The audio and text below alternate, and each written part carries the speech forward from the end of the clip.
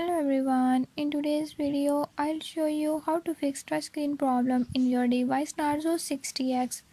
In this device Narzo 60X, if touchscreen is not working, I'll show you how to fix this issue. Before I start, if you are new to my channel, don't forget to subscribe and press bell icon. Watch complete video and learn how you can do it. Let's watch the video.